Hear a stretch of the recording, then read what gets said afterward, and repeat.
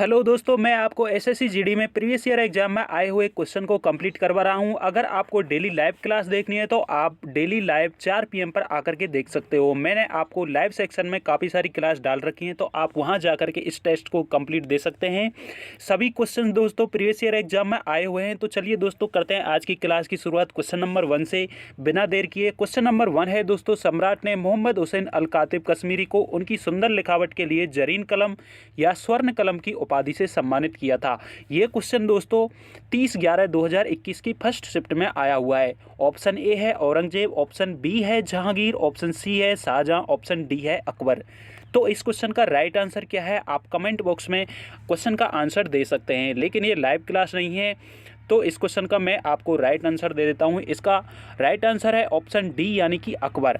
Next question है, इसके कुछ मोस्ट इंपॉर्टेंट पॉइंट भी हम देख लेते हैं। इसके साथ साथ सम्राट अकबर ने मोहम्मद हुसैन अल कातिब को उनकी सुंदर लिखावट के लिए जरीन कलम की उपाधि से सम्मानित किया था। अकबर मुगल वंश के राजा थे। अकबर का जन्म 15 अक्टूबर 1542 को अमरकोट में हुआ था। नेक्स्ट क्वेश्चन है दोस्तों 2। सेकेंड नंबर क्वेश्चन है, राजवंश के तहत भू राजस्व का एक कदमई रूप था। ये क्वेश्चन 30/11/2021 की फर्स्ट शिफ्ट में आया हुआ है। ऑप्शन ए है चोल, ऑप्शन बी है कुषाण, ऑप्शन सी है चालुक्य, ऑप्शन डी है गुप्त। यानी दोस्तों राजवंश के तहत भू राजस्व का एक कदमई रूप था। Option A Chola, option B Kushan, option C Chalukya, option D Gupta. तो इस क्वेश्चन का राइट आंसर है दोस्तों चोल यानी कि ऑप्शन ए। इसके कुछ मोस्ट इंपॉर्टेंट पॉइंट भी हम इसके साथ साथ देख लेते हैं। विजयालय 850 से 871 सम्राट को चोल साम्राज्य का संस्थापक माना जाता है। इस राजवंश ने तमिल तथा संस्कृत के राजकीय भाषा के रूप में अंगीकृत किया था। इस महान साम्राज्य का अंतिम शासक राजेंद्र तृतीय था। कदमई चोल वंश के तहत भू राजस्व का एक रूप था। नेक्स्ट क्वेश्चन है दोस्तों 3। रजिया पहली महिला मुस्लिम शासक थी। भारत के किस तुर्की शासक की वो बेटी थी। ऑप्शन ए है दोस्तों शमसुद्दीन इल्तुतमिश की, ऑप्शन बी है कुतुबुद्दीन ऐबक की, ऑप्शन सी है मुइनुद्दीन बहराम की, ऑप्शन डी है गयासुद्दीन बलबन की। तो दीजिए इस क्वेश्चन का राइट आंसर क्या होगा। ये क्वेश्चन 30/11/2021 की सेकेंड शिफ्ट में आया हुआ है। क्वेश्चन नंबर 3 है, रजिया पहली महिला मुस्लिम शासक थी। भारत के किस तुर्की शासक की बेटी थी। ऑप्शन ए शमसुद्दीन इल्तुतमिश की, ऑप्शन बी कुतुबुद्दीन ऐबक की, ऑप्शन सी मुइनुद्दीन बहराम की, या फिर ऑप्शन डी गयासुद्दीन बलबन की। तो इसका राइट आंसर है ऑप्शन ए यानी कि शमसुद्दीन इल्तुतमिश की। इसकी कुछ मोस्ट इंपॉर्टेंट पॉइंट भी देख लेते हैं हम इसके साथ साथ। रजिया इल्तुतमिश की पुत्री थी। रजिया मुस्लिम तथा तुर्की इतिहास की पहली महिला शासक थी। रजिया ने पर्दा प्रथा त्याग कर पुरुषों के समान करवाया चोगा पहनकर दरबार में हिस्सा लिया था। मैं आपको डेली लाइव क्लास 4 पीएम पर करवाता हूं। आप लाइव सेक्शन में जाकर के सभी क्लास देख सकते हैं।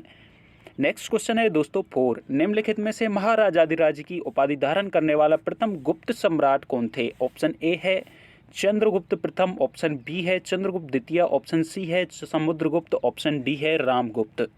ये क्वेश्चन 30/11/2021 की सेकंड शिफ्ट में आया हुआ है। निम्नलिखित में महाराजाधिराज की उपाधि धारण करने वाले प्रथम गुप्त सम्राट कौन थे। ऑप्शन ए है समुद्रगुप्त प्रथम, ऑप्शन बी है चंद्रगुप्त द्वितीय, ऑप्शन सी है समुद्रगुप्त, ऑप्शन डी है रामगुप्त।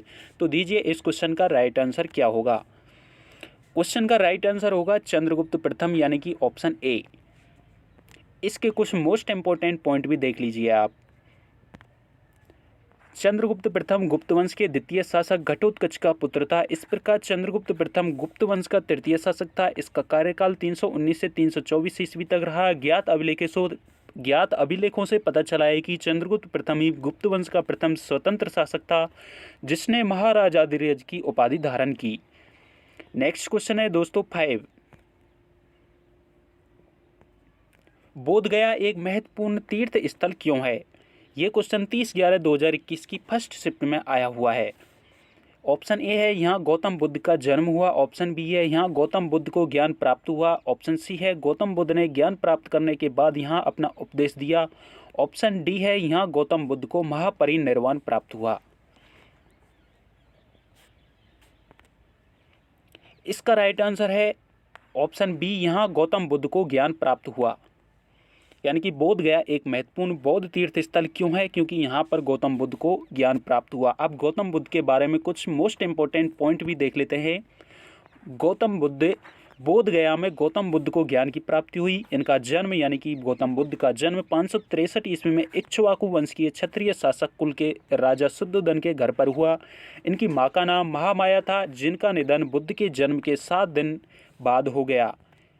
इसके साथ साथ आप इसके जन्म स्थान को भी देख लीजिए। इनका जन्म स्थान लुम्बिनी है। इनके पिता का नाम शुद्धोधन है। इनकी माता का नाम महामाया देवी। इन्होंने प्रथम उपदेश सारनाथ में दिया था, पाली भाषा में दिया था, और सर्वाधिक उपदेश श्रावस्ती में दिए थे। और महापरिनिर्वाण यानी कि मृत्यु कुशीनगर के अंतर्गत हुई थी। मैंने आपको ये पूरी क्लास लाइव करवा रखी है। आप लाइव सेक्शन में जा कर के यानी दोस्तों चैनल के लाइव सेक्शन में जा कर के कंप्लीट क्लास देख सकते हैं। 46 मिनट की ये पूरी कंप्लीट क्लास है।